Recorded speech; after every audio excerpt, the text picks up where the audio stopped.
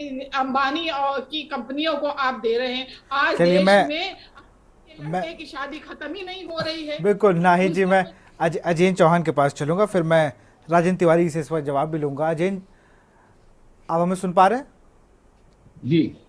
जी, क्या स्थिति है? वो मंत्री के बयान को भी ले ले या महंगाई को ले ले, सारी चीज़ें एक साथ हैं। देखिए, मंत्री के बयान, उनको लगता है उन्होंने सही बयान दिया, उनकी हंसी बता रही होगी सही बयान दिया, लेकिन बड़ा सवाल ये भी है कि भाई ना दाल उस रेट पर है, ना टमाटर उस रेट पे है, ना पेट्रोल है, ना चीनी है, ना आटा, और नमक भी महंगा हो गया है, तो नमक रोटी खाने के भी वांदे हैं।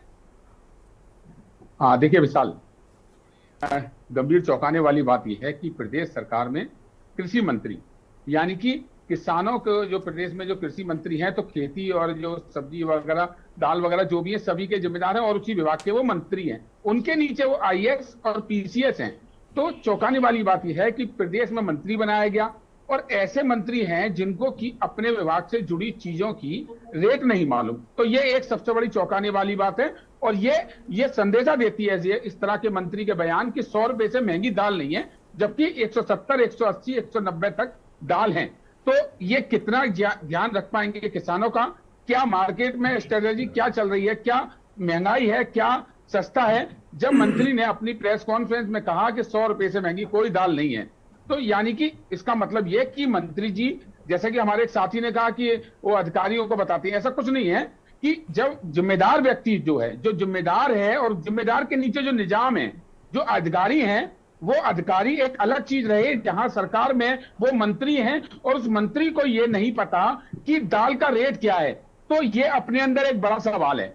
रही बात महंगाई की, तो विशाल, सब्जी दाल थाली से गायब हो चुकी है और सबसे बड़ा असर जो पड़ रहा है उस गरीब तबके को पड़ रहा है जो रोजाना कमाने खाने वाला व्यक्ति है और उसके बच्चे आज चटनी से रोटी खाने को मजबूर है। और आपने कहा कि नमक भी महंगा हो गया, तो ये किस ओर चला जा रहा है? हमेशा महंगाई को घटाने की लोग बात कहते हैं। हमारे साथ कुछ लोग हैं, उनसे हम बात कर लेते हैं, बिल्कुल। क्या उनकी पीड़ा है, क्या उनका कहना है।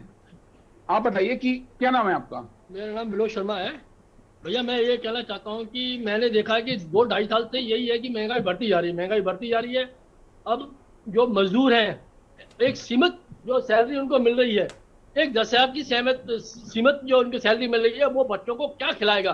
टमाटर महंगे हैं, सब्जियां महंगी हैं, आलू महंगे हो गए हैं, दाल चावल सब देखो सब महंगे होते जा रहे हैं, मसाले भी महंगे होते जा रहे हैं। भाई अगर मजदूर भी अगर अपने बच्चों को पेट पालेगा तो भी कैसे ना कैसे करेगा, क्या खिलाएगा क्या पिलाएगा, वो समझ में नहीं आता।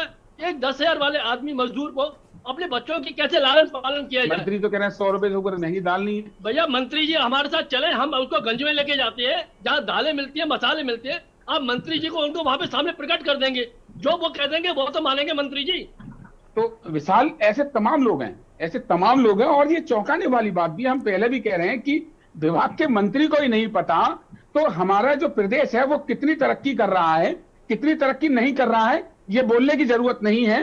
पार्टी एक अलग बात है, सरकार एक अलग बात है, लेकिन जो जरूरी है तो जनता है, जिस जनता के सहारे सरकारें बनती हैं। बिल्कुल। और वो भी जनता ही इतनी परेशान है, जैसा अभी जो शर्मा जी जुड़े थे, आपने जिनसे बात की, वो जैसे कि राजेंद्र तिवारी जी हैं, बीजेपी के प्रवक्ता हैं। सर, सबके सवाल आपने सुन लिए। आप बताइए, आप दाल आखिरी बार कहाँ लेने गए थे, कितने की लाए थे?